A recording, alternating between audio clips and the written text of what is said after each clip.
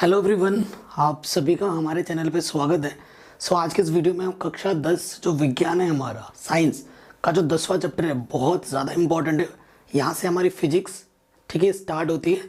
तो इस वीडियो को मैंने इस तरीके से डिज़ाइन किया, इसमें आपके सारे कॉन्सेप्ट मैं आपको समझाऊंगा और इस चैप्टर पे बनने वाले जितने भी इंपॉर्टेंट क्वेश्चन हैं जो बोर्ड एग्जाम में पूछे गए हैं या पूछे जा सकते हैं वो सब हम सीखेंगे।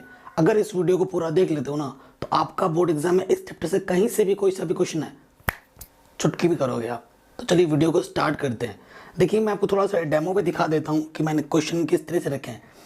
देखो पहले मैंने कॉन्सेप्ट को समझाया, ये मेरा 35वां स्लाइड है। तो 35वां स्लाइड देखो, यहाँ से क्वेश्चन मेरा डिज़ाइन किया हुआ है। ठीक है, किस तरीके के क्वेश्चन पूछे गए वो सब मैंने रखा, न्यूमेरिकल रखे हैं, क्वेश्चन रखे हैं, तो सब आपको दिख रहा होगा। ठीक है ना, तो इसी तरीके से हम पढ़ेंगे और सीखेंगे। तो सबसे पहला जो हमारा टॉपिक है, इस टॉपिक को मैंने इस क्वेश्चन में ही रखा है कि प्रकाश का परावर्तन। दो टॉपिक जो हैं, सब पहले दो जो टॉपिक हमारे पास है, प्रकाश का परावर्तन और प्रकाश का अपवर्तन। इन दोनों टॉपिक से एक क्वेश्चन आपके एग्जाम में पूछा जाएगा, इसकी 100% गारंटी मेरी है। अगर ना आए तो मेरा नाम बदल के कुछ भी रख दो आप। ठीक है, 100% इन दो टॉपिक से एक क्वेश्चन आपके एग्जाम में ज़रूर पूछा जाएगा डेफिनेटली। सो जो पहला टॉपिक है देखिए प्रकाश, ठीक है, ये पहला टॉपिक क्या है कि प्रकाश का परावर्तन किसे कहते हैं। आपको पता है प्रकाश का परावर्तन क्या होता है? अगर मैं आपको चित्र से समझाऊं, ये आपके पास कोई दर्पण है, ये जो आप दिखाइए दर्पण है, कुछ भी हो सकता है। अब ये दर्पण है, दर्पण समझते हैं आईना, है ना, आईना। सो दर्पण में क्या है, दर्पण में जो होता है ना एक तरफ कलई होती है, मतलब पेंट हुआ होता है। अगर दर्पण पे एक तरफ पेंट नहीं होगा तो वो हमें आर पार पूरा दिखेगा, है ना। तो एक तरफ पेंट कर दो तो हमें रिफ्लेक्शन हमें दिखता है। तो देखो किरण है, हमारी किरण यहाँ से आई, देखो इस पोजीशन से यहाँ से आई और यहाँ से टकरा के उसी एंगल में यहाँ से वापस चली गई। तो जो किरण है, जो कि जैसे किरण गई माध्यम से टकरा कर उसी एंगल में वापस चली गई, तो इस घटना को हम क्या बोलते हैं? प्रकाश का परावर्तन बोलते हैं। क्या बोलते हैं? प्रकाश का परावर्तन। जो किरण है जो आई, आने वाले किरण को बोला जाता है आपतित किरण और जाने वाले किरण को बोला जाता है परावर्तित किरण। तो जो आपतित किरण जिस कोण से दर्पण पर टकराएगी उसी कोण से वो वापस चली जाएगी, परावर्तित हो जाएगी। तो और ये जो बिंदु है, ये जो बिंदु है ना, इस बिंदु को बोला जाए, इस बिंदु से अगर हम डैश डैश डैश करके लाइन जो दिख रही है ये मेरा अभिलंब है। ये मेरा क्या है? अभिलंब। अभिलंब, लंब का मतलब क्या होता है? 90 अंश का कोण बन रहा है। ठीक है, तो ये जो आपतित किरण है, ये जो मेरा अभिलंब है और ये जो मेरा परावर्तित किरण है, परावर्तित किरण, ये तीनों एक ही तल में होते हैं। ये तीनों मेरे एक ही तल में होते हैं। ठीक है, सो यहीं पर ये चीज लिखी हुई है। प्रकाश का परावर्तन क्या होता है? प्रकाश का किसी चिकने तल से टकराकर वापस उसी माध्यम में लौट आना प्रकाश का परावर्तन कहलाता है। प्रकाश जिस तल से परावर्तित होता है उस तल को परावर्तक तल कहते हैं। परावर्तित प्रकाश की मात्रा परावर्तक तल की प्रकृति पर निर्भर करती है। कोई भी तल जितना अधिक चिकना तथा पॉलिशदार होता है, परावर्तित प्रकाश की मात्रा भी उतनी ही अधिक होती है। मैंने प्रॉपर पूरा डेफिनेशन लिखा है जो कि आपको एग्जाम में लिखना पड़ेगा। ठीक है, उसके बाद इसके नियम, प्रकाश का परावर्तन किसे कहते हैं, इसके कितने नियम हैं वो भी एग्जाम में आता है। तो देखो नियम होते हैं दो। पहला वाला नियम क्या है, ये देखिए, करे प्रकाश के परावर्तन के नियम, किसी परावर्तक तल से प्रकाश का परावर्तन, देखो मैंने आपको चित्र से ही समझा देना है।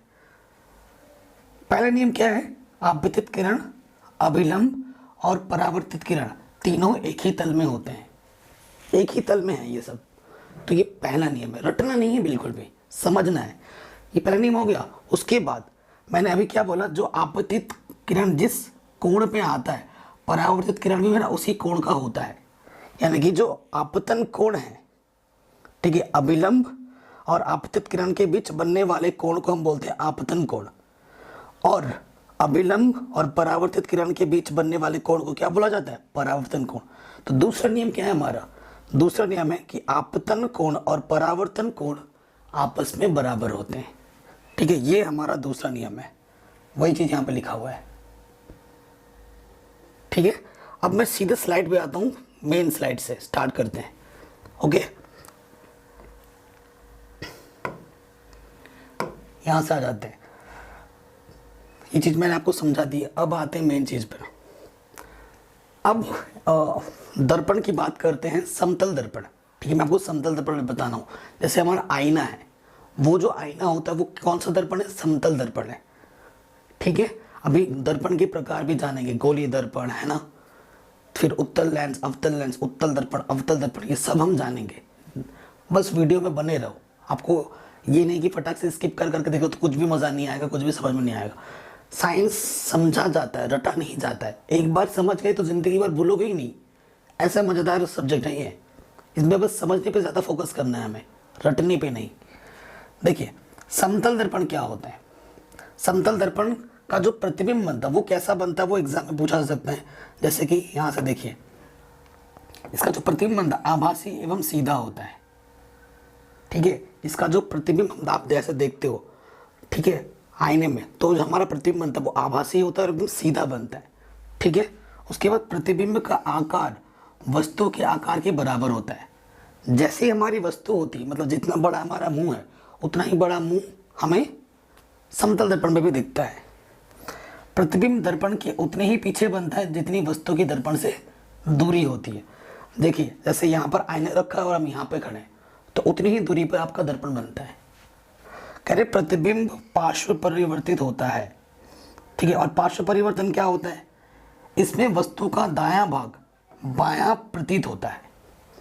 ठीक है, आपको ये जो दायां भाग हमारा होगा ना, उसमें बायां भाग प्रतीत होगा। आपका दाहिना हाथ, आपको उसमें बायां हाथ लगेगा। ठीक है, ये चीज़ होती है। अब ये तो हमारे समतल दर्पण की बात होगी। गोलीय दर्पण क्या होता है? गोलीय दर्पण में क्या होता है ना, जो ये पृष्ठ होता है वो यूं मुड़ा हुआ होता है। ऐसे ये जो पृष्ठ होता है ना, जैसे अगर समतल दर्पण की भी बात करें तो एक परावर्तक पृष्ठ होता है और एक तरफ कली होती है, वो सपाट होता है, सीधा होता है। लेकिन गोलीय दर्पण में क्या होता है? यूं मुड़ा हुआ होता है, तो उसे गोलीय दर्पण कहा जाता है।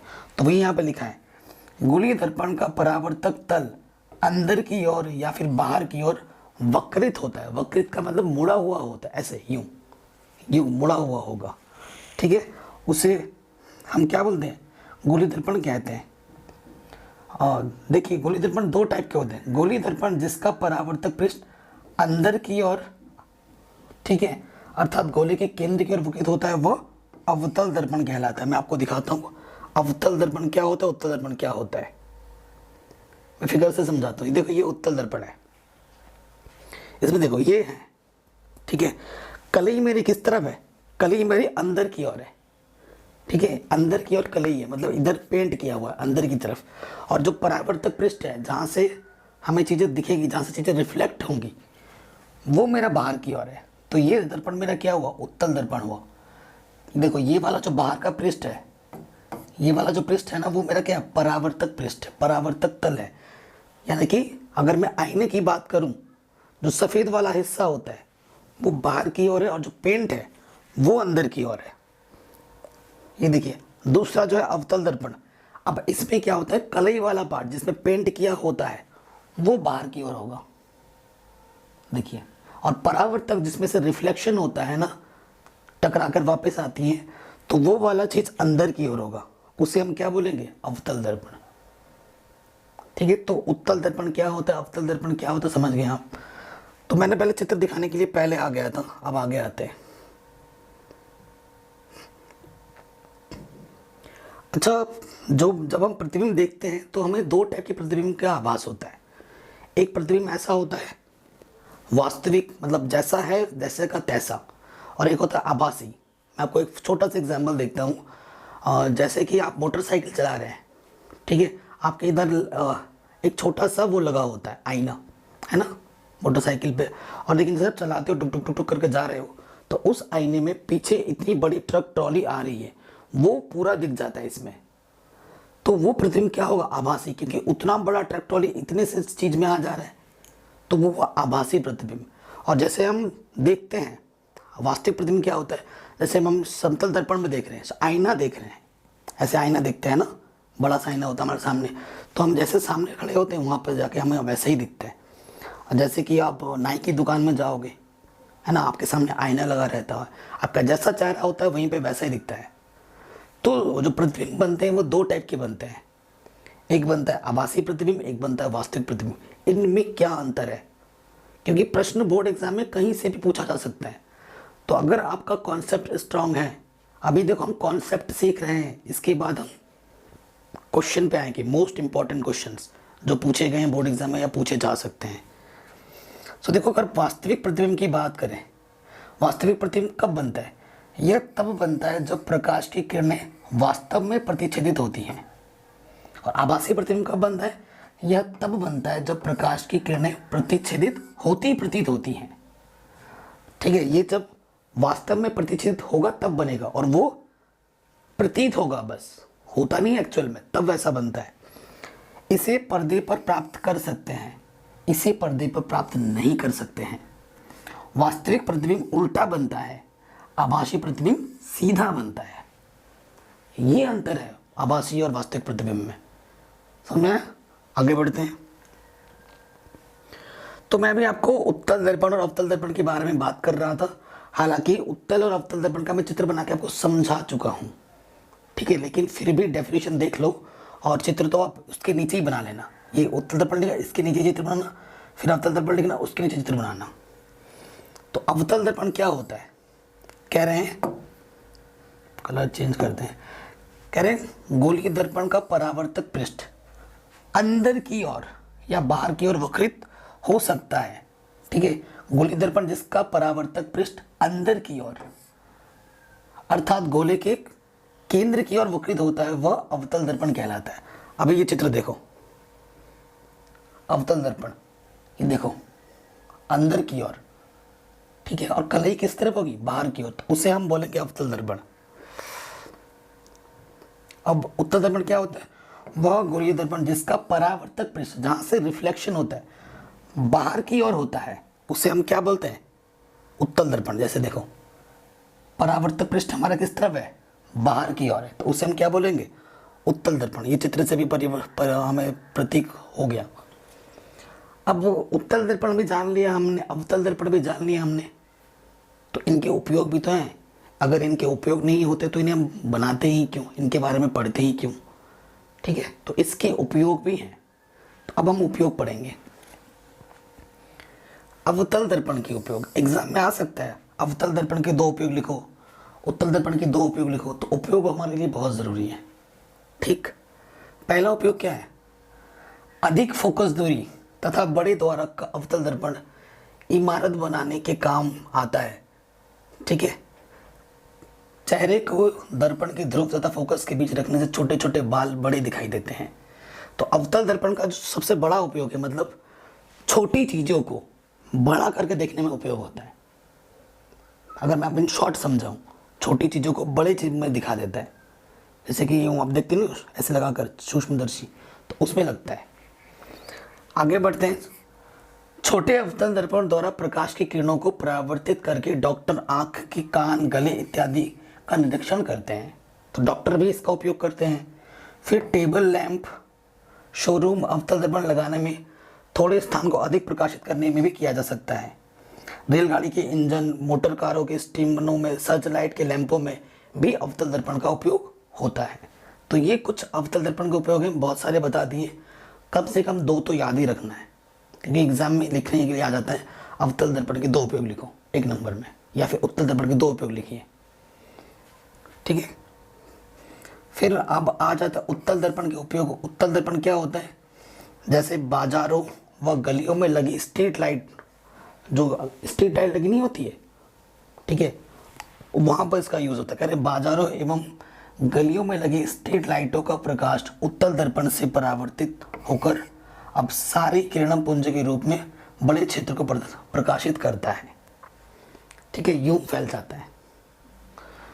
अगला बोल रहे हैं ट्रकों, बसों, मोटर कारों में ड्राइवर के सीट के पास उत्तल दर्पण लगा रहता है, जिससे ड्राइवर अपने छोटे पीछे के बड़े दृष्टि क्षेत्र में आने वाली वस्तुओं को भी देख सकता है। तो ये उत्तल दर्पण के उपयोग हैं। अब यहाँ पर कुछ लिखा हुआ है, ध्रुव, मुख्य अक्ष, वक्रता केंद्र, वक्रता त्रिज्या, ठीक है, द्वारक, मुख्य फोकस। तो आप कहेंगे सर ये सब क्या है ना?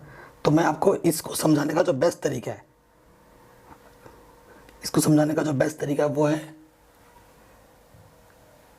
कि मैं आपको चित्र द्वारा समझाऊं। मैं आपको चित्र दिखाता हूँ, ये चित्र दिखाना चाह रहा था मैं। अब देखो ये चित्र आपको दिख रहा है, ठीक। ये ऐसे शायद स्लाइड को थोड़ा करना पड़ेगा, 17वां पे है, स्लाइड में ले जाता हूँ, थोड़ा वेट कीजिए।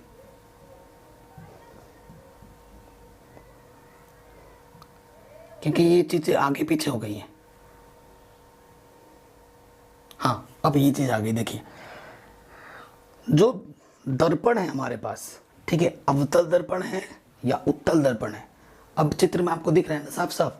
देखिए ये दर्पण है, ये हमारा अक्ष है। कहाँ चला गया?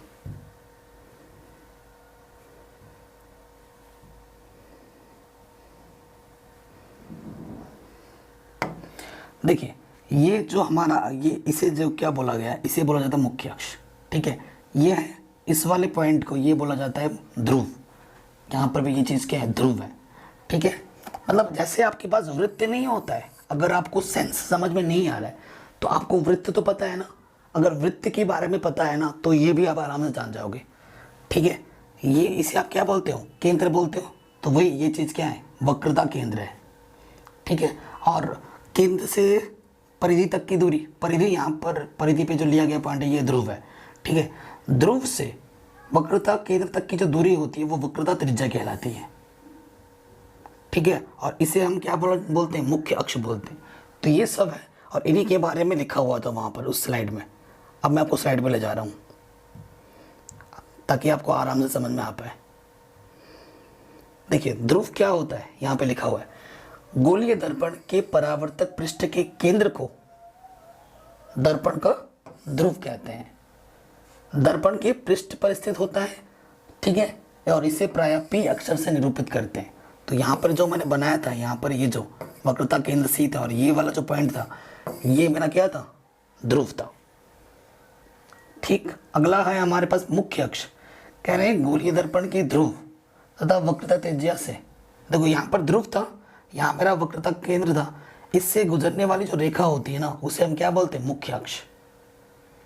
और मुख्य अक्ष दर्पण के ध्रुव पर अभिलंब होती है। फिर वक्रता केंद्र क्या होता है? गोलीय दर्पण का परावर्तक पृष्ठ एक गोले का भाग है।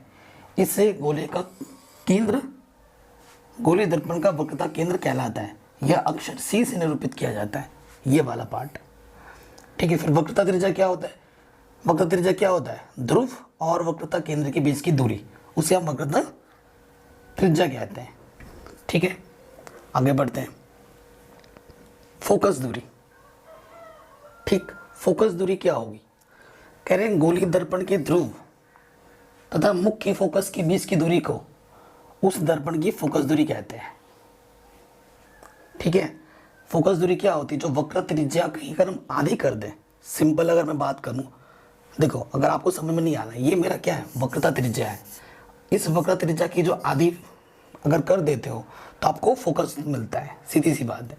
तो वही चीज़ यहाँ पे लिखा है, गोलीय दर्पण की ध्रुव तथा मुख्य फोकस के बीच की दूरी को उस दर्पण की फोकस दूरी कहते हैं, ठीक है। और एक संबंध आपके एग्जाम में आ सकता है कि वक्रता त्रिज्या और फोकस दूरी में क्या संबंध है। एक नंबर में आ सकता है या फिर इससे संबंधित प्रश्न भी पूछा जा सकता है। तो आप क्या लिखेंगे? F बराबर R/2। F मतलब फोकस दूरी, R मतलब वक्रता त्रिज्या। मतलब वक्रता त्रिज्या की अगर आधी कर दोगे तो आपको क्या मिलेगा? फोकस दूरी मिलेगा, ठीक है। अगर हम वक्रता त्रिज्या की आधी कर देते तो हमें क्या मिलता है? फोकस दूरी। अब ये चीज़ भी होगी। फोकस तल क्या होता है? अगर आपसे ये पूछे, कहेंगे फोकस बिंदु से होकर जाने वाली तथा मुख्य अक्ष के लंबवत तल को फोकस तल कहते हैं। अब क्योंकि एक बहुत ही वन शॉट वीडियो मैंने इसे बनाया है तो शॉर्ट रिवीजन के लिए मैंने चित्र को नहीं रखा है अभी यहाँ पर, क्योंकि इस पर संबंधित जब आप क्वेश्चन करेंगे ना, जब आप क्वेश्चन करेंगे न्यूमेरिकल पूछे जाते हैं, और न्यूमेरिकल मैंने 2 वीडियो में सेपरेट करा रखा है, उसकी लिंक मैं डाल दूंगा डिस्क्रिप्शन में। उन न्यूमेरिकल्स को ज़रूर करना, ठीक है। जो भी आंकिक प्रश्न है ना उसको मैंने पहले ही करा रखा है, उसकी लिंक में डालूंगा डिस्क्रिप्शन में, उनको ज़रूर करना। सो उसमें ये चीज़ बहुत हेल्प करेगी आपको। ये जो टेबल है ये NCERT से मैंने लिया है। देखिए अगर बिंब की स्थिति प्रकृति के बारे में पूछाएगा, अगर बिंब की स्थिति इन पोजीशन पे हो तो क्या होता है, और प्रतिबिंब की स्थिति ऐसी होगी, प्रतिबिंब का साइज कैसा होगा, प्रतिबिंब की प्रकृति कैसी होगी। ठीक है, देखिए अगर बिंब की स्थिति अनंत पर होगी, अगर बिंब मेरा अनंत पर रखेगा तो प्रतिबिंब की स्थिति फोकस पर होगी, और प्रतिबिंब का जो साइज होगा अत्यधिक छोटा होगा। ठीक है, बिंदु साइज छोटा होगा एकदम, और प्रतिबिंब की प्रकृति जो होगी वो वास्तविक एवं उल्टा बनेगा। इस टेबल को याद कर लेना आप। ठीक है, सी से परे, यानी कि अगर सी हमारा क्या होता, वक्रता केंद्र, अगर वक्रता केंद्र से कहीं आगे पीछे अगर रखोगे, परे का मतलब या तो आगे रखोगे या पीछे रखोगे, सी से परे, अगर सी से दूर रखते हो तो प्रतिबिंब की स्थिति एफ तथा सी के बीच में होती है, फोकस दूरी और वक्रता केंद्र के बीच में होगी, और प्रतिबिंब का जो साइज होगा वो छोटा होगा, और प्रतिबिंब की जो प्रकृति होगी वास्तविक तथा उल्टा बनेगा। ठीक, अगर आप सी पर रखोगे, ठीक है, तो प्रतिबिंब की स्थिति भी सी पर ही होगी और समान साइज का होगा और वास्तविक तथा उल्टा प्रतिबिंब बनेगा। ठीक, सी तथा एफ के अगर बीच में रखोगे तो जो प्रतिबिंब की स्थिति होगी वो सी से दूर बनेगी और प्रतिबिंब का साइज बड़ा बनेगा और प्रतिबिंब की प्रकृति वास्तविक तथा उल्टी होगी। ठीक है, अगर एफ पर रखोगे, फोकस पर रखोगे, तो आप प्रतिबिंब की जो स्थिति बनेगी वो अनंत पर बनेगी और अत्यधिक विवर्धित होगी, और प्रकृति जो होगी वो वास्तविक तथा उल्टा होगा। ठीक, अब बी तथा एफ के बीच रखोगे, ध्रुव तथा फोकस के बीच में रखोगे, तो दर्पण के पीछे बनेगा प्रतिबिंब और बड़ा बनेगा। ठीक है, और आभासी तथा सीधा प्रतिबिंब सीधा आपको प्रतीत होगा। ये टेबल है, बहुत इंपॉर्टेंट है, इसको आपको हमेशा याद रखना है, प्रैक्टिस कर लेना। ठीक है, इस पे भी क्वेश्चन पूछे जाते हैं। अब ये टेबल है, इसे भी देख लीजिए। कह रहे हैं उत्तल दर्पण द्वारा प्रतिबिंब की प्रकृति, स्थिति तथा आपेक्षिक आकार कुछ इस प्रकार से होता है। इस टेबल को भी देख लीजिए। ठीक है, दो चीजें हैं, देखो यहाँ पर लिखा है बिंब की स्थिति, प्रतिबिंब की स्थिति, प्रतिबिंब का आकार, प्रतिबिंब की प्रकृति। ठीक है, अगर आप बिंब का मतलब होता है वस्तु, जैसे ये मेरे पास अभी ये आप पेन बोल सकते हैं, ये पेन मेरा भी बिंब है। अगर इसे मैं अनंत पर रखूंगा तो प्रतिबिंब बनेगा वो फोकस पर दर्पण के पीछे बनेगा। ठीक है, और क्या होगा, अत्यधिक छोटा, प्रतिबिंब का जो आकार होगा अत्यधिक छोटा होगा, और प्रकृति कैसी होगी, आभासी तथा सीधी होगी। ठीक है, अगर आप अनंत तथा दर्पण के बीच में रखेंगे, ठीक है, और ध्रुव पी के बीच में रखेंगे, तो पी तथा एफ के बीच दर्पण के पीछे बनेगा, छोटा बनेगा, आभासी तथा सीधा बनेगा। ठीक है, अब चिन्ह परिपाटी पे आ जाओ। चिन्ह परिपाटी को समझने का सीधा सीधा देखो, ये जो आपके पास चित्र दिख रहा है ना, ये चिन्ह परिपाटी के लिए है। अब चिन्ह परिपाटी के लिए इतना टेंशन नहीं लेते हैं, सीधा सीधा अगर आपको ग्राफ पेपर पता है, ठीक है, देखो ये मेरा ग्राफ के लिए बताया ना, इधर x का मान क्या होता है, प्लस में होता है, इधर x का मान क्या होता है, नेगेटिव में होता है, इधर y का मान प्लस में होता है, इधर y का मान नेगेटिव में होता है। ये चीज़ अगर आपको पता है तो ये सब चीज़ आपको पता होगा आराम से। देखो ये देखो, ये चीज़ है, इसे आप ऐसे बना लो। ठीक है, अगर इस तरफ रखा हुआ है तो ये किस चीज़ को दर्शाएगा, x धनात्मक में। अगर इसमें बात रखा हुई है इस तरफ, है ना, और इस तरफ अगर रखोगे तो ये किस चिन्ह को बताएगा, नेगेटिव। और इधर रखोगे, ऊपर की ओर रख जाएगा तो प्लस को बताएगा, और इधर जाएगा तो माइनस को बताएगा। सेम चीज़ उधर पे भी है, सेम चीज़ उधर भी है। तो ये चीज़ आपको हमेशा याद रखनी है। क्वेश्चन जो मैंने करा है वो इसी चीज़ से करा है, और ये जो स्क्रीनशॉट आपके पास दिख रहा है इसे आप स्क्रीनशॉट ले लो, पढ़ लेना आराम से। ठीक ना, इस चीज़ को पढ़ते हुए चित्र को देखना तो आपको फटाक से समझ में आ जाएगा। ये चीज़ पहले ही समझा चुका हूँ। ओके, अब समतल दर्पण द्वारा जो प्रतिबिंब बनते हैं उनकी क्या विशेषताएं होती हैं, तो ये चीज़ मैं पहले ही बता चुका हूँ कि प्रतिबिंब जो होता है वो सदैव सीधा और आभासी होता है। प्रतिबिंब का जो आकार होता है वो वस्तु के आकार के बराबर होता है। प्रतिबिंब दर्पण के पीछे उतनी ही दूरी पर बनता है जितनी दूरी पर दर्पण के सामने वस्तु होती है। ये चीज़ हम पहले ही पढ़ चुके हैं स्टार्टिंग में। आगे बढ़ते हैं। प्रतिबिंब से क्या तात्पर्य है? भाई प्रतिबिंब होता क्या है अगर आपसे पूछा जाए तो प्रतिबिंब क्या होता है? दर्पण के सामने रखी वस्तु की दर्पण में जो आकृति बन जाती है उस आकृति को वस्तु का प्रतिबिंब कहते हैं। प्रतिबिंब की परिभाषा निम्नलिखित तरीके से भी हम दे सकते हैं। ठीक है, ये देखो परिभाषा क्या है। जब प्रकाश की किरण किसी बिंदु से चलकर परावर्तन के पश्चात अथवा अपवर्तन के पश्चात किसी दूसरे बिंदु पर जाकर मिलती है अथवा दूसरे बिंदु से आती हुई प्रतीत होती है तो उसे दूसरे बिंदु को पहले बिंदु का प्रतिबिंब कहते हैं। तो ये हमारी प्रतिबिंब की परिभाषा होगी। अब जैसे गोली दर्पण है, ठीक है, गोली दर्पण मतलब दर्पण सूत्र, ठीक है, एक तो होता है दर्पण सूत्र, एक होता है लेंस सूत्र। तो दर्पण सूत्र में प्लस में होता है ये चीज़ और लेंस में यहाँ पर बस माइनस लग जाता है। ठीक है, तो दर्पण सूत्र भी मैंने क्वेश्चन कराए हुए हैं, लेंस वाले सूत्र पे भी मैंने क्वेश्चन कराए हुए हैं। डिस्क्रिप्शन में मैं लिंक डाल दूंगा, उनको ज़रूर देखना, वो बहुत बहुत बहुत इंपॉर्टेंट है और एग्ज़ाम में हर बार पूछे जाते हैं। ठीक है, तो इस टॉपिक के क्वेश्चन मैंने वहाँ करा रखे हैं। तो जो हमारा नेक्स्ट टॉपिक है वो क्या है? प्रतिबिंब के रेखीय आवर्धन। रेखीय आवर्धन क्या होता है? मतलब आवर्धन। ठीक है, आवर्धन क्या होता है? जो प्रतिबिंब होता है और जो बिंब होता है उसके अनुपात को हम आवर्धन कहते हैं। प्रतिबिंब और बिंब के अनुपात को आवर्धन कहा जाता है। अब देखिए रेखीय आवर्धन क्या बोल रहे हैं।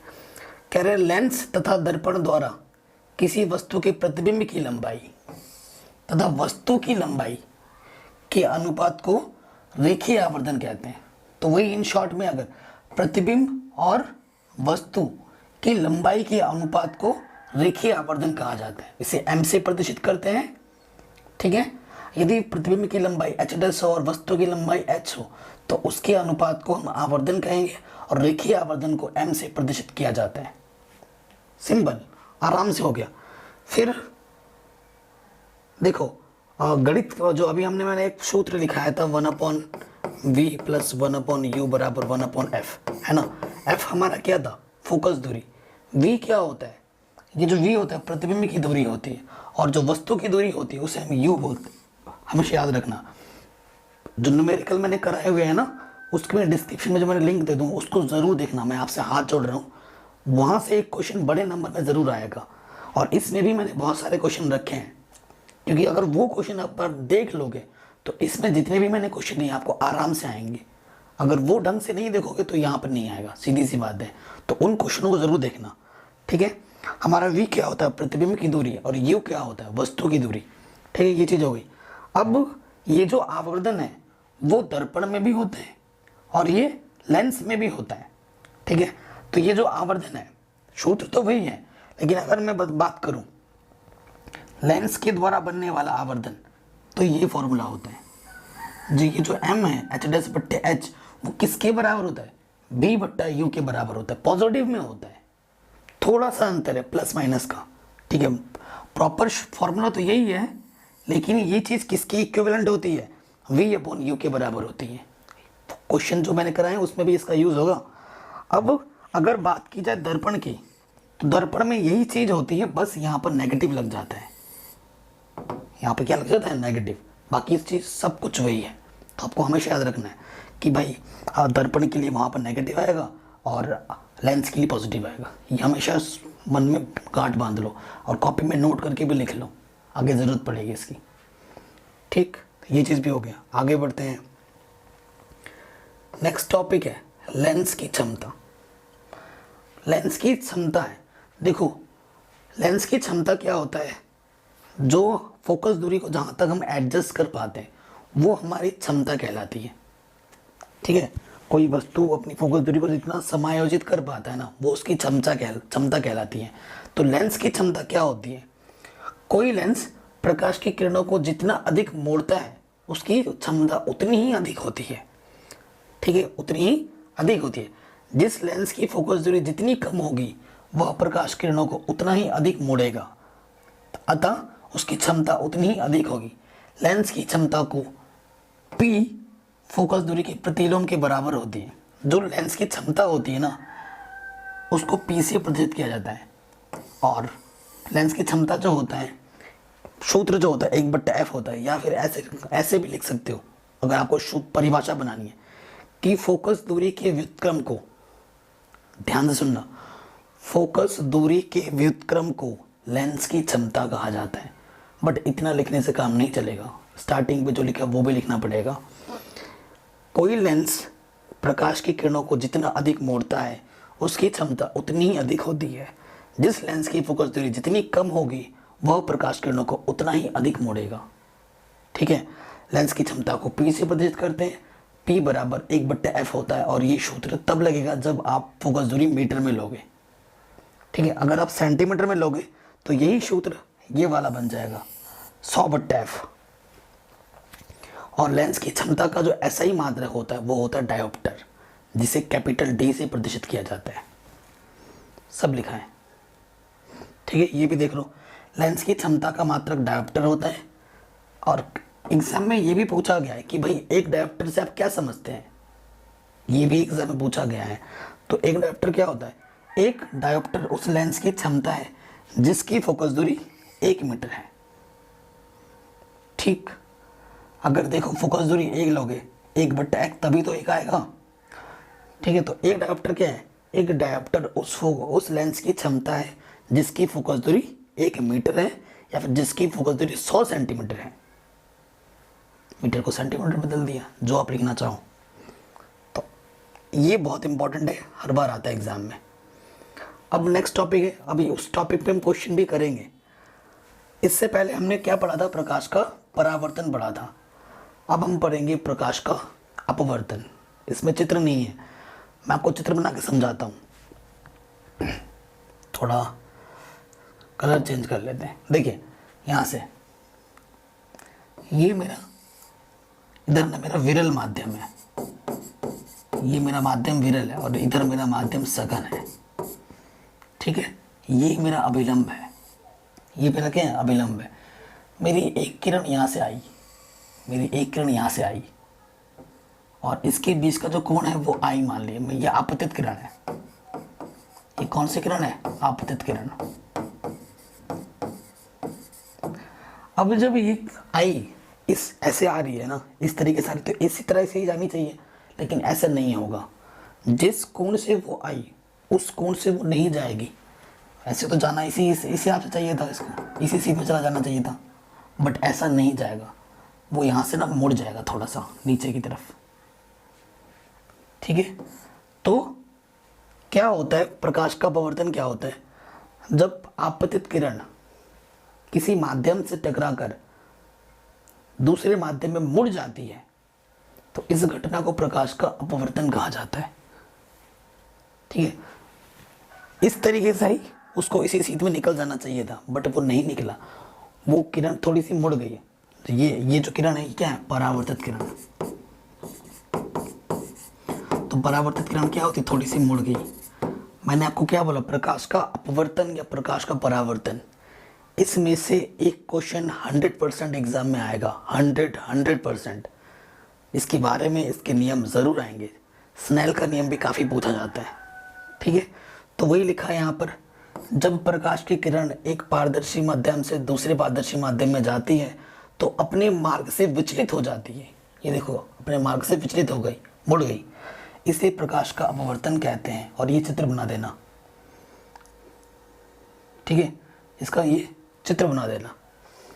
अब इसमें ना इसके भी 2 नियम है, इसके भी 2 नियम है। इसका नियम क्या है कि आपतित किरण, अभिलंब और परावर्तित किरण तीनों एक तल में होते हैं। ठीक है, और उसके बाद इसका जो दूसरा नियम है, शायद यहाँ नहीं लिखा है, इसका जो दूसरा नियम है वो स्नेल का नियम है। इसका जो दूसरा नियम है स्नेल का नियम है। स्नेल का नियम क्या कहता है? साइन आई, अभी उसका क्वेश्चन भी मैंने बना रखा है, साइन आई बट्टे साइन आर किसके बराबर होता है? नियतांक। इसे आप कैसे बोल सकते हो शब्दों में? इसे आप कैसे बोल सकते हो? ये प्रकाश के अपवर्तन का द्वितीय नियम है, स्नेल का नियम। ये क्या बोलता है? आपतन कोण कीजिए, इसे ऐसे बोलेंगे, आपतन कोण कीजिए तथा परावर्तन कोण की ज्या का अनुपात एक नियतांक होता है जिसे स्नेल का नियम कहा जाता है। और आप ये लिख दोगे, हो गया दूसरा नियम। इतना आसान है और ये हर बार एग्जाम में आता है, हर बार। ठीक, तो अभी रेखीय आवर्तन के बारे में जस्ट अभी हम पढ़ के आए हैं, तो ये पीपीटी दोबारा से आपके सामने आ रही है, रिपीट हो रही है ना, तो ये जस्ट अभी हम पढ़ के ही आए हैं। प्रकाश के अपवर्तन के नियम देखो, वहां पे लिखा नहीं था, यहाँ पे आ गया जो जो चीज मैंने आपको बोली। तो पहला नियम क्या है, आपतित किरण, अपवर्तित किरण तथा आपतन बिंदु पर अभिलंब तीनों एक ही तल में होते हैं। ठीक, दूसरा नियम क्या है, स्नेल का नियम। किन्हीं दो माध्यमों के लिए आपतन कोण की ज्या परावर्तन कोण की ज्या का जो अनुपात होता है एक नियतांक होता है, इसे हम स्नेल का नियम भी कहते हैं। बस ऐसे लिख देना जैसे मैंने बोला, मुंह से, आसान पड़ेगा। ठीक है, जो मैंने बोला उसे सुनो और कॉपी में लिख लेना। ठीक, उसके बाद आता है अपवर्तनांक। ठीक है, अपवर्तनांक क्या होता है, अगर मैं सीधी सीधी बात कहूं, अपवर्तनांक क्या होता है, अपवर्तनांक क्या होता है, एक माध्यम का दूसरे माध्यम के सापेक्ष जो अनुपात होता है ना, उसे आप अपवर्तनांक कहते हैं। हमारी बात समझ में, एक माध्यम है, दूसरा माध्यम है, उनके बीच के अनुपात को हम अपवर्तनांक कहते हैं। ठीक, अब यहाँ पे जो हम अपवर्तनांक पढ़ेंगे वो कुछ थोड़े डिफरेंट वे में पढ़ेंगे। क्या है, अपवर्तनांक तथा प्रकाश की चाल में संबंध। अगर आपसे पूछे कोई प्रकाश की चाल क्या होती है, प्रकाश की चाल को c से प्रदर्शित किया जाता है।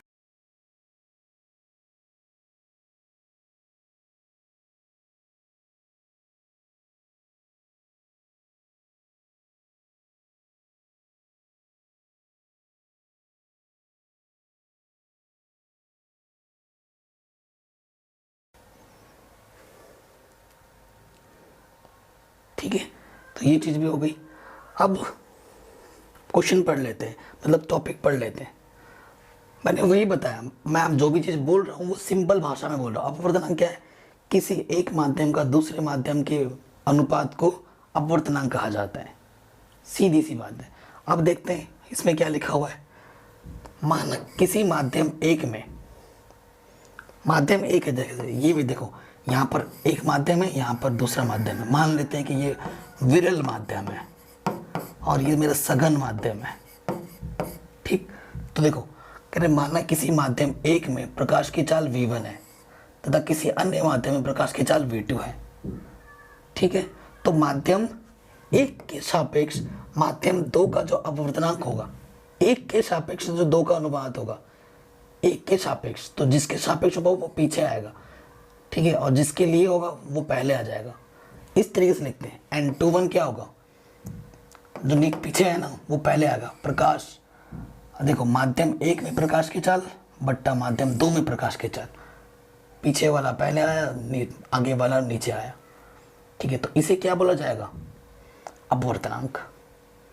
इसी प्रकार पहले माध्यम का दूसरे माध्यम के सापेक्ष जो अगर अपवर्तनांक होता, पहले माध्यम का दूसरे माध्यम के सापेक्ष, जिसके सापेक्ष बोलेगा वो पीछे आएगा, और जो पीछे आएगा वो ऊपर आएगा, जो पहले आएगा वो नीचे आएगा। ठीक है, अब यहां पे आ जाओ। कह रहे निर्वात में प्रकाश की चाल c से प्रदर्शित करते हैं। निर्वात मतलब खुला। यदि किसी माध्यम में प्रकाश की चाल v हो तो इस माध्यम के निरपेक्ष अपवर्तनांक क्या होता है, n बराबर c बट्टा v होता है। और अपवर्तनांक को हम n से प्रदर्शित करते हैं। किससे प्रदर्शित करते हैं, n से प्रदर्शित करते हैं। तो ये चीज भी हो गई हमारी आराम से। हमने दर्पण पढ़ा था, दर्पण क्या होता है, उत्तल दर्पण पढ़ा था, अवतल दर्पण पढ़ा था। अब उसी तरीके से हम लेंस पढ़ेंगे। लेंस में भी दो प्रकार हैं, अवतल और अवतल लेंस, उत्तल लेंस। तो अब हम पढ़ेंगे लेंस के बारे में। ठीक है, लेंस क्या होता है, जो दो वक्री पृष्ठ जो होते हैं ना, दो वक्री पृष्ठों का जो मिश्रण होता है वो लेंस होता है। और लेंस हमारे पास दो टाइप के होते हैं। ठीक है, उत्तल लेंस, अवतल लेंस। कभी इनकी भी अलग अलग नाम भी हो सकते हैं कि अपसारी लेंस, अभिसारी लेंस, ऐसे भी बोला जा सकता है। लेकिन अगर हम बात करें कि लेंस किसे कहते हैं, तो आप एग्जाम में क्या लिखोगे, यहाँ पे लिखा हुआ है दो गोली पृष्ठों से बने आकृति को लेंस कहा जाता है। ठीक है। जैसे कि अगर लेंस की बात करूँ मैं, दो टाइप के होते हैं, एक उत्तल लेंस होता है, एक अवतल लेंस होता है। अब दो गोरी पृष्ठ, देखो ये जो मेरे पास है ये अवतल दर्पण का, सॉरी ये अवतल लेंस का चित्र है, और ये मेरे पास जो चित्र है वो उत्तल लेंस का है। देखो अगर इसकी मैं आकृति को आगे बढ़ाऊंगा ना, तो इधर से एक हो गया, इधर से एक हो गया, ठीक है। तो दो गोलीय आकृति का द्वारा बनता है लेंस। और अगर इसको मैं भी आगे बनाऊं तो ये देखो इधर से ये वाला एक गोली बना देगा और इधर से ये वाला एक गोली बना देगा, ठीक है। तो उत्तल लेंस किसे कहोगे आप, अवतल लेंस किसे कहोगे। मैं थोड़ा कलर चेंज कर लेता हूँ, नहीं तो आपको समझ में नहीं आएगा। अब देखो उत्तल लेंस क्या होता है, ये मेरा उत्तल लेंस है। उत्तल लेंस क्या होता है ना, बीच में, ये जो बीच में होता है, बीच में मोटा होता है, और किनारों में ये जो साइड साइड में होता है ना, वो पतला होता है। उत्तल लेंस क्या होता है, उत्तल लेंस ऐसे लेंस होते हैं जो बीच में मोटे होते हैं और किनारों में पतले होते हैं। और इसका उल्टा होता है हमारा, इसका उल्टा क्या होता है हमारा, इसका उल्टा होता है हमारा अवतल लेंस, जो किनारों पे मोटे होते हैं, किनारों पे मोटे होते हैं और बीच में पतले होते हैं। ऐसे लेंस जो बीच में पतले हो और किनारों पे मोटे हो, उसे हम अवतल लेंस कहेंगे। आप लिख सकते हैं एग्जाम में, ठीक है, आराम से बन जाएगा। आगे बढ़ते हैं। अब ऐसे क्वेश्चन आपसे पूछा जा सकता है, ये सब क्वेश्चन है, ठीक है। आपसे क्वेश्चन पूछ सकता है, गाड़ियों को चालक द्वारा वस्तु को विस्तृत रूप में देखने के लिए किस प्रकार के दर्पण का उपयोग किया जाता है।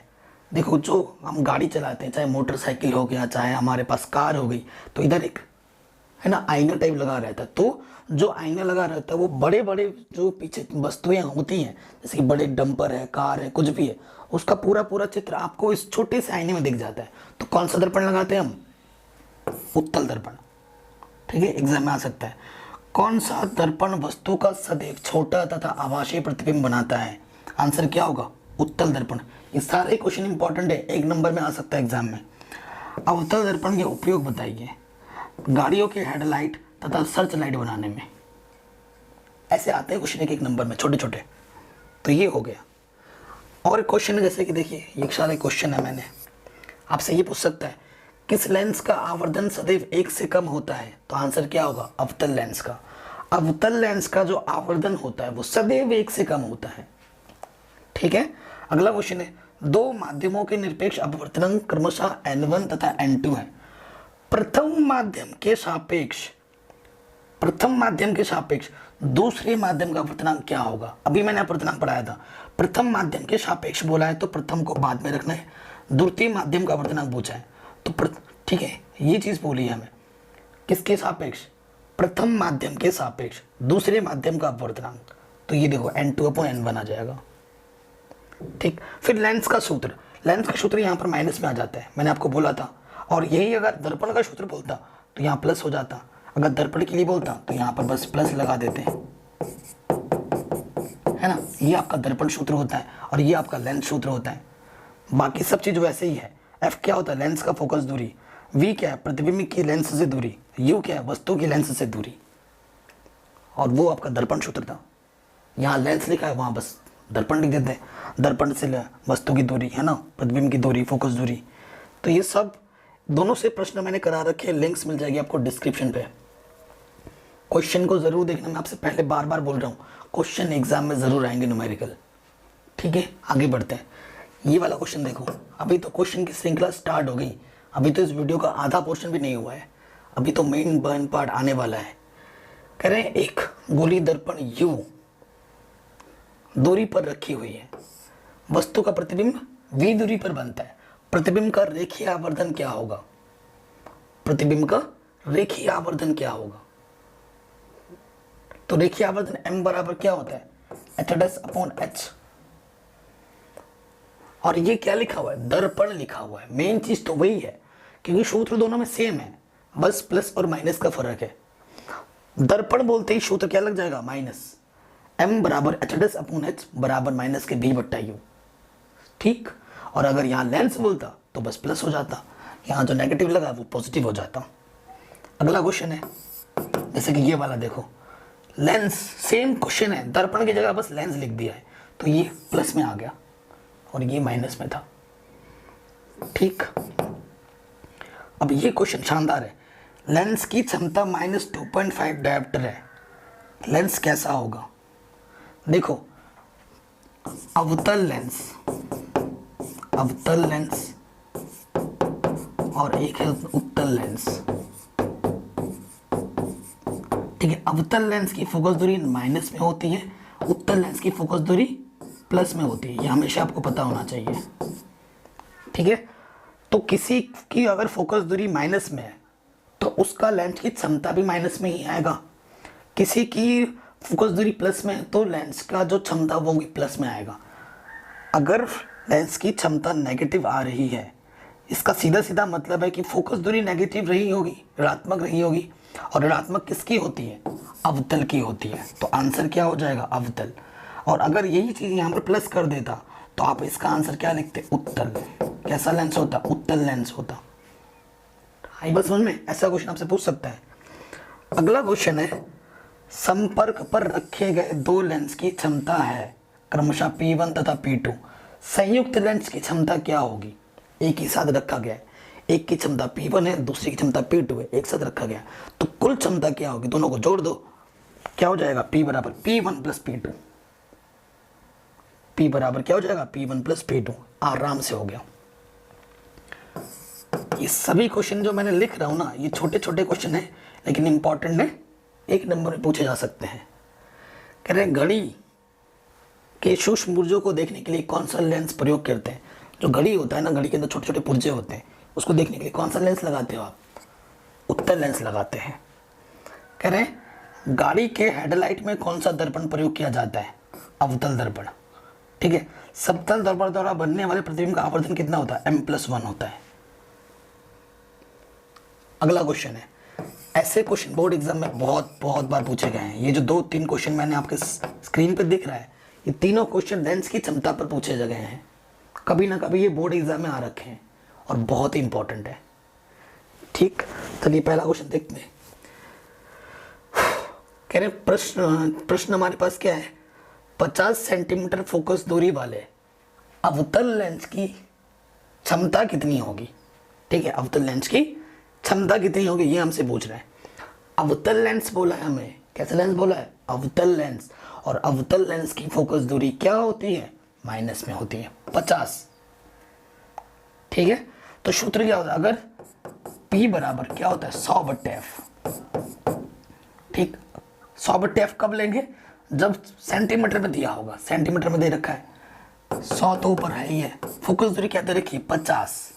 50 किसका? माइनस का। माइनस का क्यों? क्योंकि अवतल लेंस बोला है, तो 50 तो नहीं 100, ये माइनस है तो माइनस के 2 डायोप्टर आ जाएगा आंसर। आराम से हो गया, एकदम हलवा था। इस क्वेश्चन में आ जाओ, एक उत्तल लेंस की फोकस दूरी, ठीक है, यहाँ पर देखो मिस प्रिंटिंग में या टाइप में फोकस दूरी कितनी दे रखी है? 40 सेंटीमीटर दे रखी है। फोकस दूरी 40 सेंटीमीटर दे रखी है। लेंस की शक्ति ज्ञात कीजिए, आपको P निकालना है। ठीक है, तो देखो P बराबर अगर सेंटीमीटर में दे रखा है तो 100/f होता है। ठीक है, और कैसा लेंस है? उत्तल लेंस। उत्तल लेंस की फोकस दूरी कैसी होती है? धनात्मक होती है। तो 100/40, 0 से 0 कटा, भाग देंगे। ठीक है, तो भाग देंगे, 4 दूनी 8, 20 लग हो जाएगा, 10 लोगे तो 4 पंजे 20, तो आंसर क्या आ जाएगा? 2.5 डायोप्टर प्लस का। ठीक, अगला क्वेश्चन है, एग्जाम में इन्हीं तीनों में से क्वेश्चन आ सकता है, एक तो जरूर आ सकता है। कह रहे हैं 2 पतले लेंस की जिसकी क्षमता है +2 डायोप्टर है, -1.5 डायोप्टर है, एक दूसरे के संपर्क में रखे हैं, एक दूसरे के साथ संपर्क में रखे हैं। बताइए कि संयुक्त लेंस उत्तल लेंस होगा या अवतल लेंस होगा? ठीक है, तो पहले लेंस की क्षमता ये मेरा P1 है, दूसरे लेंस की क्षमता मेरी P2 है। एक 2 डायोप्टर का है, एक 1.5 डायोप्टर का है माइनस में, तो दोनों को जोड़ो, संयुक्त लेंस बोला है, तो संयुक्त लेंस की क्षमता क्या हो जाएगी? P बराबर P1 प्लस P2। मैंने अभी आपको बोला 2 प्लस का है और माइनस का 1.5 है, तो क्या होता है? प्लस माइनस माइनस, 2 में से 1.5 घटाओगे आधा आ जाएगा, 0.5। 0.5 आया, प्लस का है, और प्लस का है इसका मतलब क्या होगा? उत्तल लेंस होगा। कैसा लेंस होगा? उत्तल लेंस। तो संयुक्त लेंस की क्षमता उत्तल लेंस होगी। आपसे यही पूछा ना, कैसा लेंस होगा, उत्तल होगा या अवतल होगा। देखो चूंकि फोकस चूंकि लेंस की क्षमता धनात्मक है, अतः लेंस की प्रकृति उत्तल लेंस की होगी। हो गया आराम से। आगे बढ़ते हैं, नेक्स्ट क्वेश्चन। कह रहे दो पतले लेंस जिनकी क्षमता है एक की इतनी है दूसरे की इतनी है, एक दूसरे के संपर्क में रखें, इस लेंस के संयोजन की क्षमता तथा फोकस दूरी ज्ञात कीजिए। ठीक है, संयोजन की क्षमता निकालनी है। संयोजन की क्षमता के लिए क्या होता है, P बराबर P1 प्लस P2। ये P1 है, ये P2 है। 3.5 में से 2.5 घटा दोगे 1 आ जाएगा। ठीक, एक डायोप्टर आ जाएगा P का मान दिया हुआ है। अब P की मदद से आपको क्या निकालना है, देखो P हमारे पास क्या है, एक डायोप्टर। अब P की मदद से आपको क्या निकालना है, फोकस दूरी निकालनी है। और आपको पता है चूंकि P बराबर होता है 1/f, P का मान यहाँ 1 रख दो, क्योंकि डायोप्टर है, मीटर में दे रखा होगा। हाँ, ये इधर आ जाएगा, f1 का में ये, तो फोकस दूरी कितनी होगी, 1 मीटर होगी। या तो 1 मीटर लिखो या फिर 100 सेंटीमीटर लिखो, क्योंकि 1 मीटर में 100 सेंटीमीटर होते हैं। आराम से हो गया। अब देखो सारे इंपॉर्टेंट क्वेश्चन आएंगे। ये वाला क्वेश्चन मैं पहले ही समझा चुका हूं, इसे आप स्क्रीनशॉट के लेके लिख सकते हैं, है ना, इसे हम पहले ही समझा चुके हैं। अब आते हैं नेक्स्ट क्वेश्चन। अब सारे इंपॉर्टेंट क्वेश्चन की सीरीज आ रही है, सब इंपॉर्टेंट है। अब देखो पहला क्वेश्चन क्या बोल रहा है हमसे, पहला क्वेश्चन हमसे बोल रहा है प्रकाश के अपवर्तन के नियम लिखिए अथवा स्नेल का नियम लिखिए।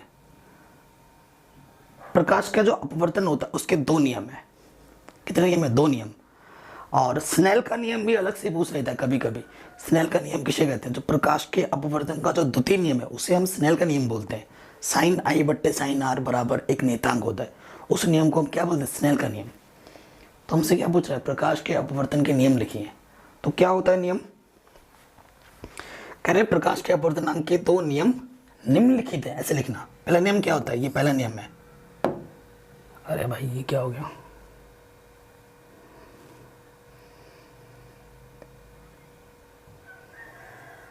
हाँ यहाँ पर है, हम कह रहे हैं पहला नियम क्या है कि 2 माध्यमों की, देखो जो ये देखो पहला, ये नियम पहला, आपतित किरण, अपवर्तित किरण, आपतन बिंदु पर अभिलंब तीनों एक ही तल में स्थित होते हैं, ये पहला नियम है। और उसके बाद क्या है, आपतन कोण की ज्या, परावर्तन कोण की ज्या, sin I बट्टे sin R एक नियतांक होते हैं, जिसे हम स्नेल का नियम कहते हैं। ऐसे लिख देना, ये जो भी लिखा है रामायण उसे आप मत लिखना, आप ऐसे लिख सकीजिएगा, आपतन कोण की ज्या तथा परावर्तन कोण की ज्या। ज्या ऐसे, ये जो साइन लिखा है ना उसे ज्या बोलते हैं हिंदी में। आपतन कोण की ज्या तथा परावर्तन कोण की ज्या का अनुपात एक नियतांक होता है, जिसे स्नेल का नियम कहा जाता है। लिख दो और फिर ये लिख दो, sin I बट्टे sin R बराबर नियतांक, इसे स्नेल का नियम कहा जाता है। अगला क्वेश्चन है, ऐसे पूछ सकता, कारण बताइए। निम्नलिखित स्थिति प्रयुक्त दर्पण का प्रकार बताइए। ठीक है, कैसा दर्पण होगा आपको बताना है। ए क्वेश्चन क्या बोला, किसी कार का अग्रदीप हेडलाइट,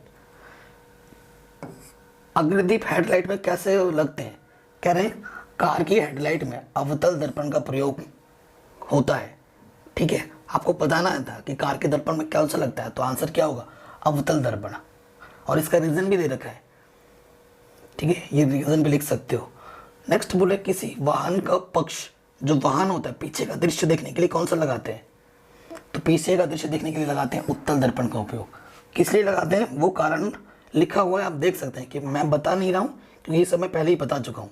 सी सौर भट्टी में कौन सा लगता है, अवतल दर्पण का प्रयोग किया जाता है सौर भट्टी में, जिससे क्या होता है बर्तन को गर्म करना होता है। अवतल दर्पण सूर्य के समांतर किरणों के रूप में आती है, ऊर्जा को परावर्तन के बाद फोकस पर रखे बर्तन पर केंद्रित कर देता है, जिससे वो जल्दी जल्दी गर्म हो जाता है। ऐसे देखो, ऐसे आती है सारी किरण पुंजें एक जगह पर केंद्रित हो जाती है, उससे क्या होता है वो सौर भट्टी ज़्यादा गर्म होती है, क्योंकि वो सारे किरणों को एक जगह पर केंद्रित करता है। अब देखो क्वेश्चन आ रहे हैं। अब ये जो क्वेश्चन है मैं बता रहा हूँ बहुत ही ज़्यादा इंपॉर्टेंट है, और इस टाइप के क्वेश्चन मैंने डिस्क्रिप्शन में लिंक दे रखा है, वहाँ करा रखे हैं। अगर नहीं देखोगे मैं आपसे रिक्वेस्ट करता हूँ हाथ जोड़ के, पहले उन क्वेश्चनों को करो, उसके बाद इन क्वेश्चनों को देखो। ये पूरा मैंने सॉल्व किया हुआ है आपको के आंखों के सामने, पूरा सॉल्व है, ठीक है। अगर वो देख लोगे ये क्वेश्चन आपको एकदम आसान लगेगा, वरना अभी थोड़ा टफ लगेगा, क्योंकि ये थोड़ा वन शॉट वीडियो में बना रहा हूँ जल्दी जल्दी, उस हिसाब से मैं बढ़ा रहा हूँ। वहाँ पर मैंने बहुत आराम से चीज़ों को समझाया, एक एक पॉइंट बताया, ठीक है। वो देख लोगे, क्वेश्चन आपके सामने, सॉल्यूशन भी मैंने कर दिया है, सॉल्यूशन भी आपके सामने, तो देखते ही समझ जाओगे, ठीक। क्वेश्चन पे आ जाते हैं। कह रहे 5 सेंटीमीटर लंबाई का कोई बिंब है। देखो बिंब की लंबाई क्या है, 5 सेंटीमीटर, 30 सेंटीमीटर उसकी वक्रता त्रिज्या किसी उत्तल दर्पण, कैसा दर्पण है, उत्तल दर्पण के सामने, उत्तल दर्पण के सामने रखा है। 20 सेंटीमीटर दूरी पर वस्तु रखा गया है। कितनी दूरी पर रखा गया है, 20 सेंटीमीटर पर। प्रतिबिंब की स्थिति, प्रकृति तथा साइज ज्ञात कीजिए, ठीक, ये हमसे बोला है। ओके, सबसे पहले इन क्वेश्चनों में अगर स्थिति, प्रकृति, साइज निकालनी है, दर्पण कैसा दे रखा है वो देखेंगे, फोकस दूरी उस, क्योंकि उत्तल होगा तो फोकस दूरी धनात्मक लेनी है, अवतल होगा तो फोकस दूरी ऋणात्मक लेनी है, ये चीज़ भी ज़रूरी है, ठीक। हमें एफ दे रखा है, हमें वी दे रखा है, हमें यू दे रखा है, इन सब की जानकारी होना बहुत ज़रूरी है, ठीक। सबसे पहले देखो 30 सेंटीमीटर में वक्रता त्रिज्या दे रखी है, आर दे रखा है, तो हम एफ निकाल सकते हैं आराम से, है कि नहीं। अगर हमें आर पता है तो हम एफ निकाल सकते हैं आराम से, क्योंकि एफ बराबर आर बट्टे 2 होता है। तो देखो यहाँ दिया है वक्रता त्रिज्या कितने दे रखी है, कैपिटल आर बराबर 30 सेंटीमीटर, ठीक है। और आप जानते हैं एफ बराबर क्या होता है, आर बट्टे 2, आर का मान 30 रहेगा, बट्टे में 2 काटोगे तो कितना जाएगा 15, तो फोकस दूरी कितनी है हमारे पास 15, प्लस में ही लोगे, क्यों, क्योंकि उत्तल दर्पण है। अगर अवतल होता तो फोकस दूरी में मुझे माइनस में लेनी पड़ती, ठीक। तो हमारे पास एफ कितना है, 15 सेंटीमीटर है। क्या बोला गया है, दर्पण। क्वेश्चन में ये भी देखना जरूरी है कि दर्पण बोल रहा है या लेंस बोल रहा है, जो बोलेगा वही सूत्र लगाना है। दर्पण बोलेगा तो दर्पण सूत्र लगाना है, लेंस बोलेगा तो लेंस सूत्र लगाना है। क्या बोला हमसे, दर्पण, और दर्पण के लिए प्लस वाला सूत्र होता है, ये दर्पण सूत्र, ठीक। उसके बाद देखो क्या दिया हुआ है वो लिखना बहुत जरूरी है।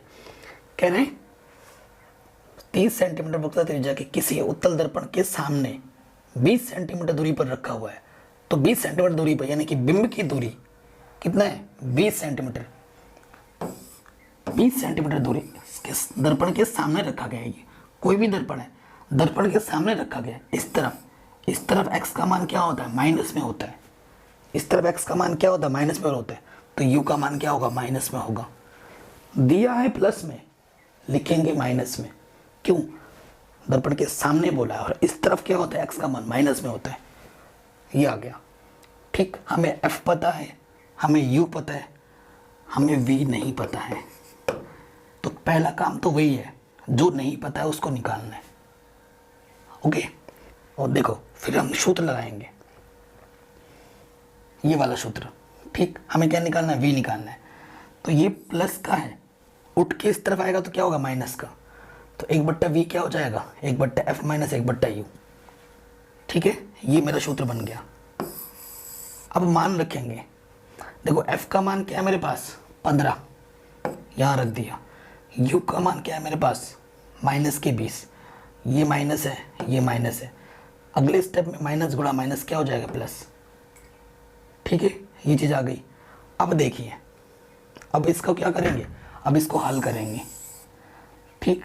हल करना हर एक बच्चों को आता होगा, अब हल करना नहीं आता तो बड़ी दिक्कत है। देखो मैं यहाँ पर हल करता हूँ, 1/v बराबर 20 और 15 का लॉशअपा 60 होगा। लॉशअपा क्या होता है, ऐसी छोटी से छोटी संख्या जिसमें दोनों का भागा चला जाए।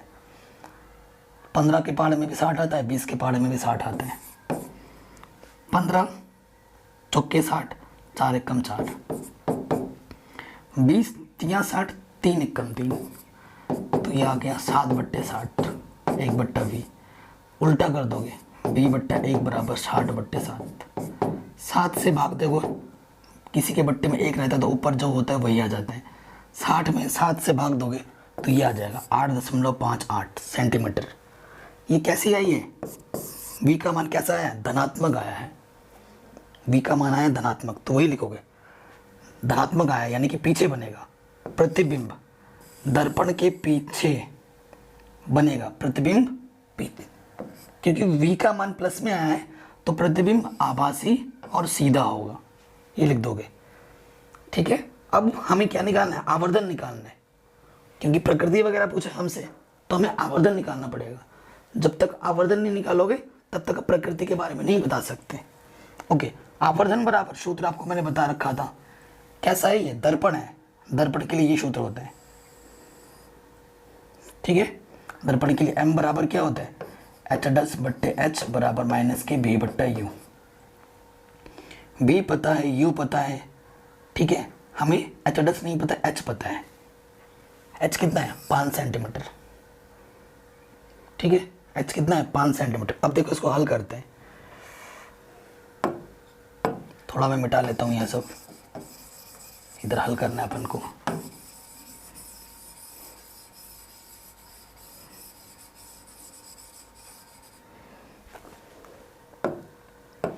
देखिए अब मैं इसको इधर हल कर रहा हूँ। ठीक है, h' बराबर -k v/u है ना। तो देखो h' अपन को निकालना है। h मेरे पास कितना है? वस्तु की लंबाई 5, ठीक है, माइनस v मेरा कितना आया था? 8.58 और u मेरा क्या है? -k 20। तो ऊपर 20 नीचे 20 कटा, इसके बट्टे में 5 कम 5 5 चौके 20।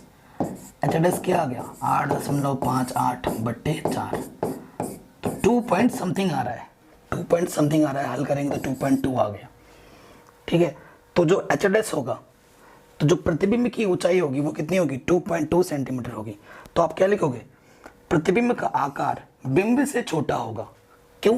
क्योंकि बिंब की लंबाई 5 सेंटीमीटर है, प्रतिबिंब की लंबाई 2.2 सेंटीमीटर है, यानी कि उससे वो छोटा है प्रतिबिंब। तो क्या लिखेंगे? प्रतिबिंब का आकार बिंब से छोटा होगा। आराम से हो गया। अब देखो ये क्वेश्चन आपको मैंने समझाया, लेकिन इससे भी बढ़िया तरीके से मैंने उन क्वेश्चनों को समझा रखा है, डिस्क्रिप्शन में लिंक दिया हुआ है। मैं बार बार आपसे बोल रहा हूँ, क्योंकि इसके बाद ढेर सारे क्वेश्चन हैं। अब सब एक जैसे ही क्वेश्चन है और सबके सॉल्यूशन मैंने कर रखे हैं। आप स्क्रीनशॉट लेके लिख लेना, समझ लेना, क्योंकि बार बार एक ही चीज़ों को समझाऊँ, क्या समझाऊँ? ठीक है ना। या फिर आप कहोगे तो क्वेश्चन की मैं एक नेक्स्ट वीडियो बना दूंगा, वो बढ़िया रह जाएगा। ठीक है, तो ये चीज़ हो गई, ये चीज़ आपने कर ली। नेक्स्ट क्वेश्चन देखिए, सेम उसी टाइप का क्वेश्चन है। क्वेश्चन आपके सामने है, सॉल्यूशन आपके सामने है। मैं ठीक है, अगर नीचे वाले क्वेश्चनों को देखा है आपने, समझा है, अभी जो क्वेश्चन करा है वो आप समझ चुके हो, तो ये आप आराम से कर लेंगे। पूरा सॉल्यूशन आपके सामने मैंने कर दिया है, तो आपको टेंशन लेने की जरूरत नहीं है। सॉल्यूशन आपके सामने है, इसे कर लेना स्क्रीनशॉट लेके, इसको भी कर लेना आप खुद। ठीक है, मैं हट गया हूँ, आप स्क्रीनशॉट ले लेना और इसको ज़रूर करना। अब आते हैं क्वेश्चनों पर। अब छोटे मोटे क्वेश्चन आएंगे। ठीक, ये जो पहला क्वेश्चन है, कह रहे अवतल दर्पण के उपयोग बताइए। अभी कई बार पढ़ चुके हैं, गाड़ियों के हेडलाइट, सर्च लाइट बनाने में इसका उपयोग होता है। और देखो 2013 में भी आ रखा है, 19 में भी आ रखा है। लेंस की क्षमता का मात्रक क्या होता है? डायोप्टर होता है, सीधी सी बात है। स्नेल का अपवर्तन का नियम लिखिए, क्या होता है? साइन आई बट्टे साइन आर, क्या होता है? नियतांक होता है। ये है आपका स्नेल का नियम।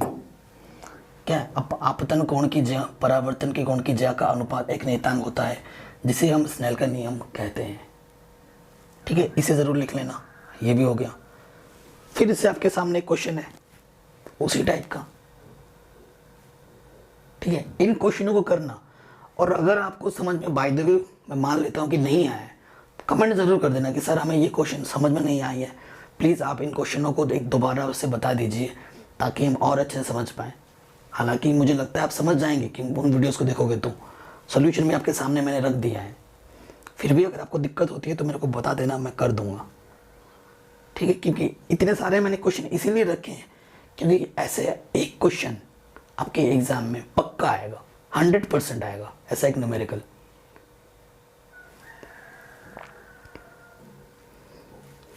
इतने सारे क्वेश्चन मैंने रखे हैं।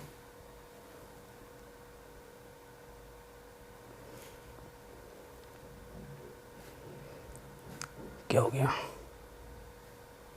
ठीक है, ये सारे न्यूमेरिकल है आपके सामने रखे हुए हैं, इनको आपको खुद से लगाना है, आराम से हो जाएगा। ठीक है, इनको करना, आप सॉल्व क्वेश्चन आपके सामने है, सोल्यूशन आपके सामने है, और नहीं होता है फिर भी तो मैं बता दूंगा। अगला क्वेश्चन आ जाता है, हम वाहनों में उत्तल दर्पण को पश्च दृश्य रूप के क्यों वरीयता देते हैं? क्योंकि वो वस्तु का आभासी प्रतिबिंब बनाता है, छोटा प्रतिबिंब बनाता है, ये इसका मेन रीजन है। उत्तर क्या है? उत्तल दर्पण सदैव वस्तु का सीधा प्रतिबिंब बनाता है, यह वस्तु का अपेक्षाकृत छोटा प्रतिबिंब बनाता है, जिससे इसका दृष्टि क्षेत्र बढ़ जाता है और चालक छोटे से दर्पण में सड़क का संपूर्ण क्षेत्र देख पाता है, जो कि समतल या अवतल दर्पण का प्रयोग करने पे संभव नहीं है। सिंपल, ये इसका रीजन है। अगला क्वेश्चन है, किरण आरेख की सहायता से समझाइए कि आंशिक रूप से पानी में डुबोई गई पेंसिल पानी की सतह पर मुड़ी हुई प्रतीत होती है, क्यों? देखो, ये हमारे पास एक गिलास है, ठीक, इस पे जब हम ऐसे ही पेंसिल डुबोते हैं तो ये पेंसिल है मेरा, लेकिन पेंसिल हमें थोड़ा सा यहाँ जब डुबोते हो नीचे यहाँ देखते हो तो आपको थोड़ा सा मुड़ा हुआ प्रतीत होता है। तो ये किस लिए होता है बताइए? अभी आप पढ़ के आए हो, ये मेरा पेंसिल है, ठीक है, ये विरल माध्यम है और ये मेरा क्या है? सघन माध्यम है, पानी के अंदर डुबोया हुआ है। तो पानी में डुबोई गई पेंसिल प्रकाश के अपवर्तन के कारण मुड़ी हुई प्रतीत होती है हमें, ठीक है, किसके कारण? अब तो देखिए, अब कुछ क्वेश्चन मैंने एमसीक्यू टाइप ले लिए हैं, ठीक है, तो वो छोटे क्वेश्चन करते हैं, बहुत इंपॉर्टेंट है, ऐसे क्वेश्चन बोर्ड एग्जाम में आ रखे हैं, आते हैं, और अब थोड़े छोटे छोटे क्वेश्चन फिर बड़े में जाते हैं, ठीक है ना। ये क्वेश्चन है, कह रहे एक उत्तल लेंस है, आपको पता है उत्तल लेंस की फोकस दूरी क्या होती है? धनात्मक होती है।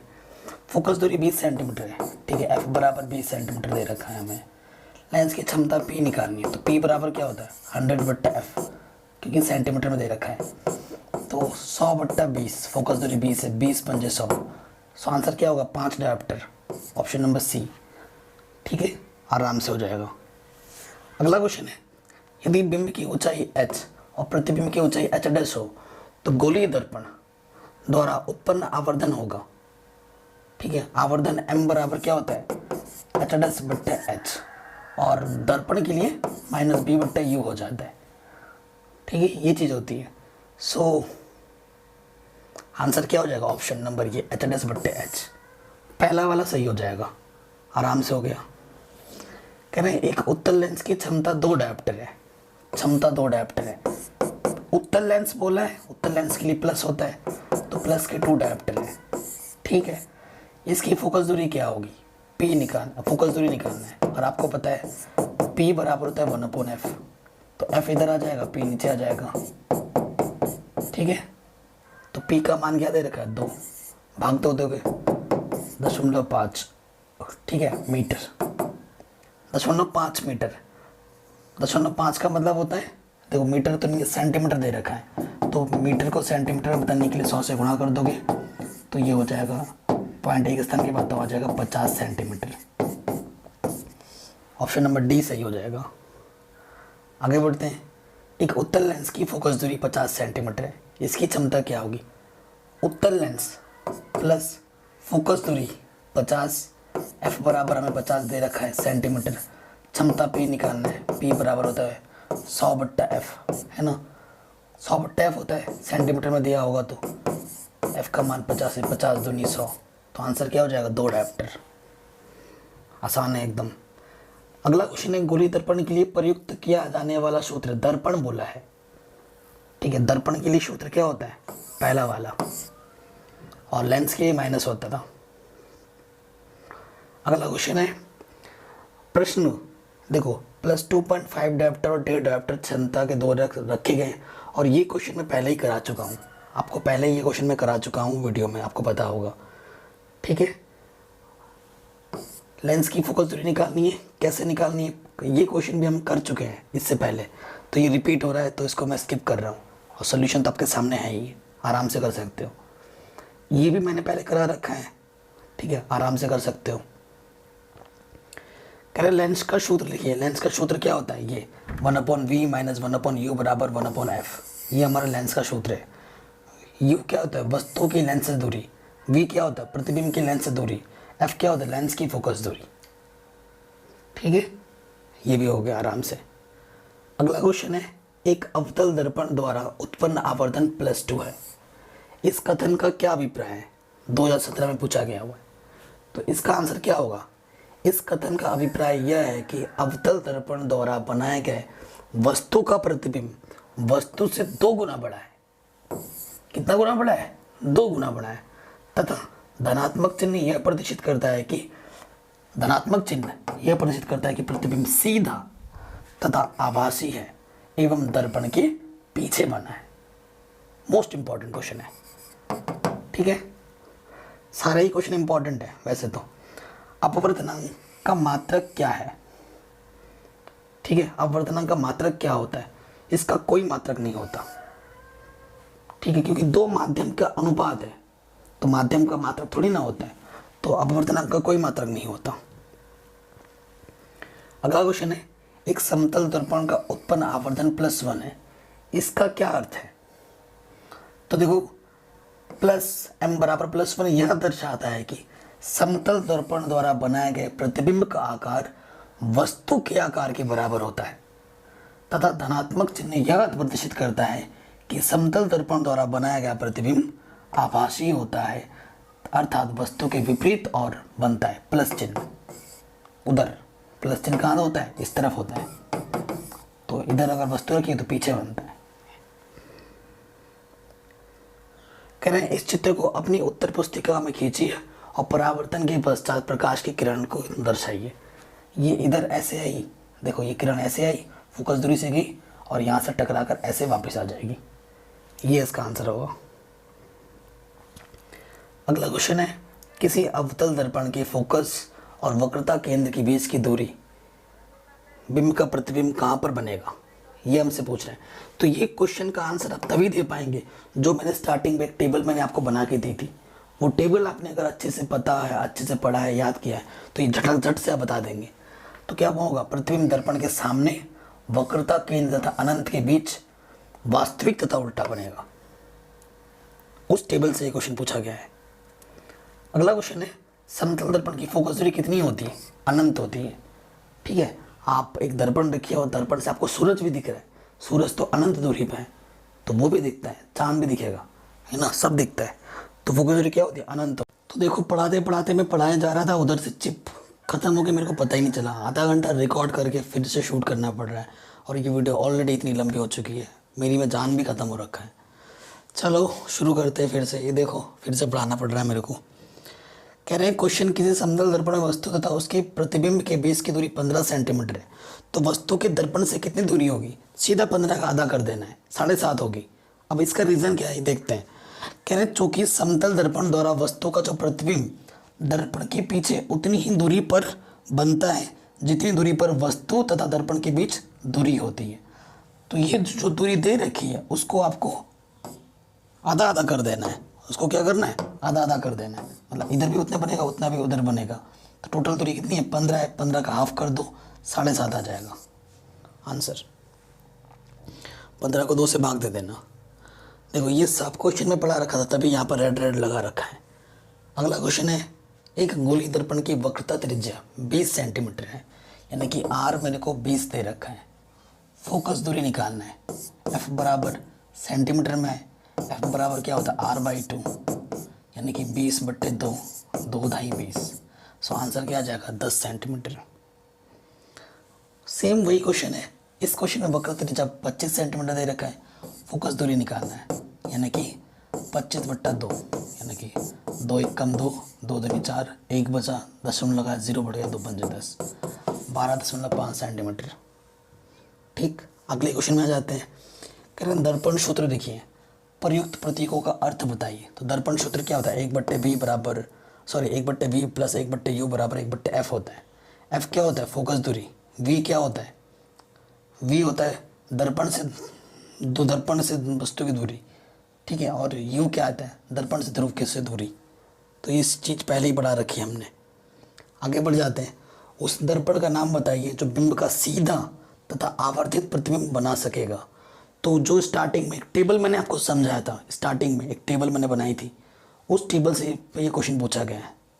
तो आंसर क्या होगा, उत्तल दर्पण। ये क्वेश्चन है आपके पास, ये क्वेश्चन बहुत इंपॉर्टेंट है, ये सब मार्क कर रहा हुआ है, देख रहे हो, सब पढ़ा चुका हूँ, मेरे में एनर्जी नहीं बची अभी तक।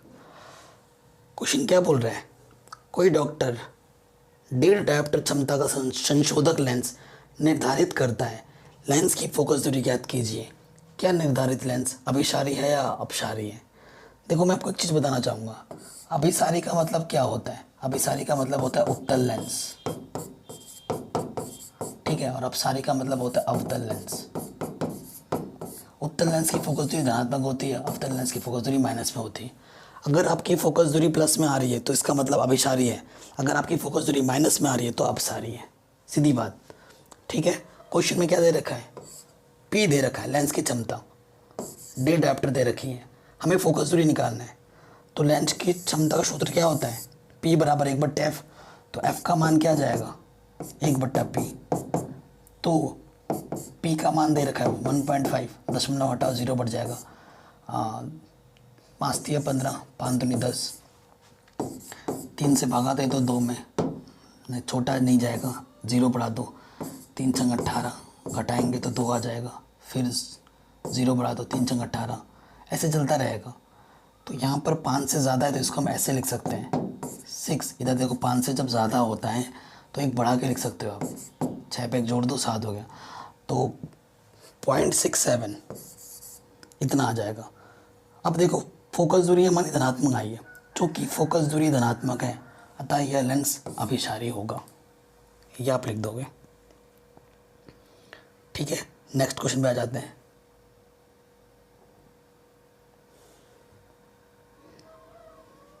नेक्स्ट क्वेश्चन पे आ जाते हैं, कह रहे हैं 2 पतले लेंस जिनकी क्षमता इतनी और इतनी है। ऐसे क्वेश्चन मैंने पहले ही करा रखे हैं, ठीक है। तो लेंस की क्षमता और फोकस दूरी ज्ञात कीजिए, ये क्वेश्चन मैंने पहले ही करा रखा है वीडियो के स्टार्टिंग में, तो इसे आपने पहले ही देख रखा है, फिर से दिया हुआ है सामने, तो आप सोल्यूशन देख के कर सकते हैं। ये क्वेश्चन भी ऐसा मैंने पहले करा रखा है, ठीक है, डिस्क्रिप्शन पे भी मैंने करा रखा है, आराम से कर सकते हैं, सारे न्यूमेरिकल हैं, ठीक है। अब ये क्वेश्चन देख लीजिए, कह रहे प्रकाश वायु से 1.50 अपवर्तनांक की कांच की प्लेट में प्रवेश करता है, यानी कि मेरे को ये n दे रखा है।